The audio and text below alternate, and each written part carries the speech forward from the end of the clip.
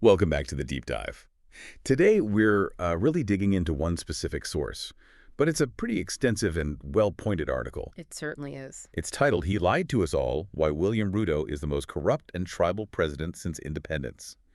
Comes from the Kenya Wantamnokum Movement blog, KWM, published July 8th, 2025. So our mission today is pretty clear. We're going to unpack the claims, the perspectives, just what's presented in this piece about President William Ruto's administration in Kenya. Right, focusing just on this source. Exactly. We want to help you grasp the core message, the serious accusations it makes, and as always, it's really crucial we emphasize we're impartially presenting what the source says. We're not endorsing it, just trying to understand its content. Yeah, and what jumps out right away is how comprehensive it is, especially for, having such a strong single viewpoint. And the way it's structured is interesting. It moves from what it calls this initial hope straight into a story of, alleged betrayal, and then lays out these very specific allegations. The core argument right from the get-go is that President Ruto's leadership has been marked by, in their view, deep corruption and tribalism, calling it the most since independence. That really sets the frame for everything else in the article. It does. And it opens with a really evocative scene, doesn't it? The author talks about watching President Ruto speak in Kisumu, feeling this genuine spark of hope. Right, that initial feeling. Yeah, the description is quite vivid. You get a sense of this captivated crowd really believing in the man who claimed he represented the poor, the hustlers, the forgotten. And the promises, as the source describes them, were clear. Fairness, justice for the grassroots, and this powerful vow to, quote, cut the hands that steal from the people. That hope, the article suggests, it felt incredibly real at the time. And that setup is crucial because connecting it to the bigger picture the source wants to paint, it then just pivots immediately, right away, from that optimism to the central argument, a betrayal of hope and unity. A stark contrast. Exactly. The article claims that, in the shadow of speeches, this empire was quietly built on corruption. It directly contrasts that populist talk with what it alleges was the harsh reality. So the source uses this sort of before and after narrative to really hammer home its point. Precisely. That those initial promises weren't meant to be kept, basically serving as a smokescreen. That's the argument. And it doesn't waste time getting specific. Right after that pivot, it jumps into the SH 129 billion tree planting initiative. That's a huge figure to lead with, isn't it? It is a massive sum. And this program, marketed as environmental renewal, the source describes it as, a cover-up for the largest heist of public funds. Wow. And it names names. It brings up Justin Muturi, who held a prominent government role, and the source claims he exposed how this project supposedly bypassed legal processes. Okay. The KWM article is firm on this, saying it wasn't an oversight. This was a calculated scheme to funnel money into private pockets. That's the direct claim. So from alleged financial wrongdoing, where does the article go next? It shifts pretty strategically, I think, to claims about political maneuvering, consolidating power. Yeah. It talks about those big nationwide protests in 2024 over the finance bill, always a touchy subject, taxes. Right. And it notes that Kenyans, especially the youth, were out there because they felt those earlier promises just weren't happening. So how does the article link the government's reaction to those protests to this bigger theme of betrayal? Well, that's where the source makes a pretty strong claim. It says Ruto reshuffled his cabinet in response, but not, as the article puts it, to heal wounds. Okay, so what was the alleged reason then? The article argues it was done to solidify his control. It even suggests the new blood brought in were just, quote, recycled figures from the old guard and loyalists rather than reformers. So not just consolidation, but a specific strategy using familiar faces. That's the accusation. Using words like recycled and loyalists implies a deliberate plan to entrench power, not just a standard cabinet change, according to the source anyway. That's quite an interpretation of intent. Yeah. And the piece goes on to allege that opposition leaders were lured into government. Yeah, with the promise of shared governance, only to become muted voices, it says, silenced. Which, the article claims, allowed the finance bill to pass amid cries of injustice. Exactly. With no apology, only silence from the administration. That's the narrative. And the KWM article wraps up this section by concluding that Ruto's Kenya is not a country of progress. It's a country where power is consolidated under the guise of reform, really framing its view of the political scene. Beyond power politics, the article levels a really strong charge about ethnic favoritism. An incredibly strong one. It says, Kenya's always struggled with tribalism, sure, but under Ruto, that struggle, quote, morphed into a full-blown betrayal. That's a major claim about the impact on national unity. And does the article offer specifics to back that up? Evidence for this alleged favoritism? It elaborates by alleging the administration appointed allies from specific communities to key positions, while supposedly ignoring the rest of the country. So favoring certain groups. That's the claim. That ministries and parastatals, those state-owned agencies, they became rewards for political loyalty rather than positions for competent leaders. The article suggests it's systemic, based on allegiance, not merit or, national balance. And what does the source say are the consequences of this alleged approach? Pretty stark consequences, according to the source. Entire regions are left behind. It claims promises of infrastructure roads, schools, hospitals are never kept in certain areas. Implying a deliberate withholding of development. The source interprets it that way, like a clear message: support the regime or you get nothing.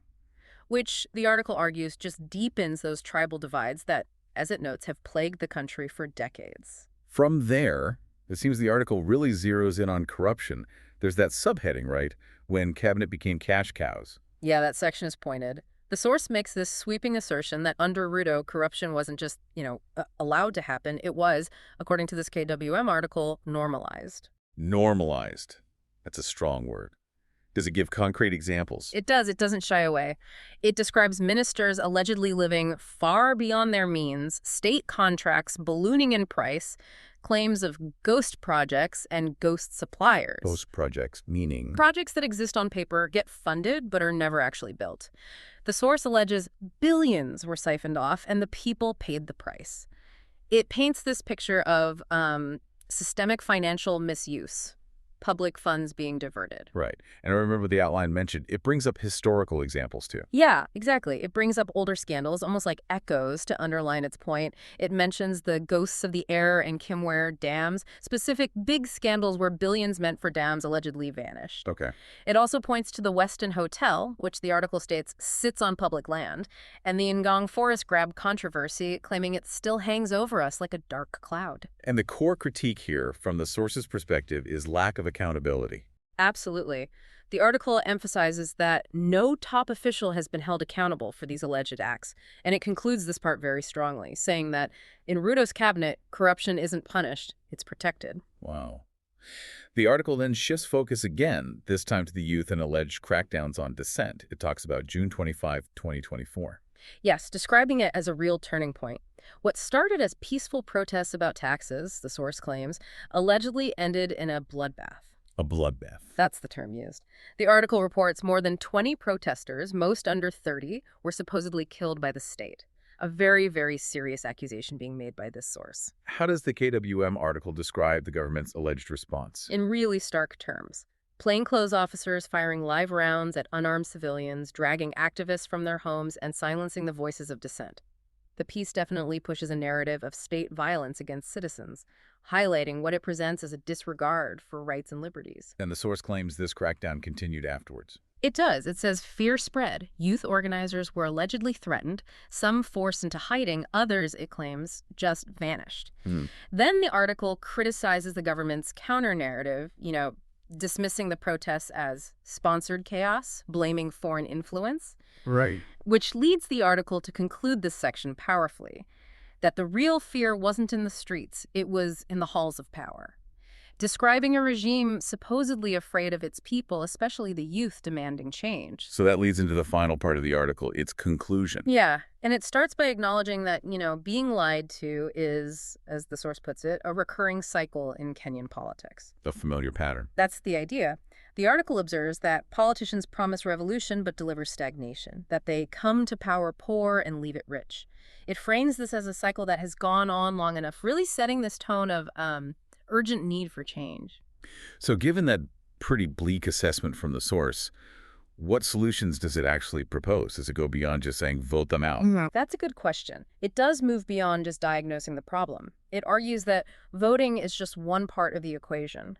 It really emphasizes the need to Organize, scrutinize, and hold our leaders accountable. Accountability at all levels. Exactly. It stresses this is needed everywhere: county governments, MPs, senators, highlighting that the presidency isn't the only place where, as the article claims, corruption breeds. Mhm. The piece argues, quote, every stolen shilling at the local level impacts a child's future. Every fake tender builds a politician's mansion. It's a strong call for, like, broad grassroots vigilance. And then it issues a direct call to action. Yes, an urgent one. It asserts that silence allowed this corruption to grow unchecked. Yeah. It directly encourages individuals to make noise, speak up, ask questions, challenge your leaders. Does it suggest practical ways to do that? It does. Things like attending local community meetings, ward barazas, demanding budget transparency, exposing shady deals, Yeah. practical steps for citizen engagement. And it really emphasizes community connection, urging readers to talk to your neighbors, your coworkers, your community, share your story, hear others out. And this is where the website comes in. Right. The source specifically recommends connecting through online forums, mentioning www.wantumnotam.com as a way to amplify the truth. Now, this is presented by the article as a key way to foster collective action and share information, making the fight communal. Got it. So that's the source's recommendation within its own call to action. And how does the article end? What's the final message? It leaves the reader with a really powerful final statement. Quote, democracy dies in whispers, but it thrives in conversation. This is your country, your taxes, your future. Don't wait for someone else to save it. Start the conversation. Light the fire. Very direct. Huh? Extremely. It continues. If we speak now, we can stop the next lie before it takes root. If we speak now, we can end this era of betrayal. If we speak now, we win. It's a direct, urgent appeal for the reader to take ownership and action. Okay. So that brings us to the end of this deep dive into this very detailed article from the Kenya Wantum Notam movement. Yeah, we've walked through its main claims, from that alleged betrayal of hope to the normalization of corruption claim, the silencing of dissent, and finally, the source's own strong call for citizen action. And it definitely raises a big question for you, the listener. How do citizens, especially young people, navigate a situation where you have such strong claims of disillusionment on one hand and these really passionate calls for vigilance on the other? And maybe thinking about the long-term implications for national unity, for democratic accountability, based on the kinds of issues raised in this specific source. It's a question that resonates far beyond just Kenya, doesn't it? That tension between civic engagement and, well, disillusionment. It really does. Well, thank you for joining us on this deep dive. Our goal, as always, is to give you that shortcut to being well-informed on complex topics, looking directly at the source material itself. Hopefully, this gave a clearer understanding of what's being claimed in this particular piece. We hope so, too. Keep exploring, keep questioning, and keep digging deeper. We'll catch you on the next one.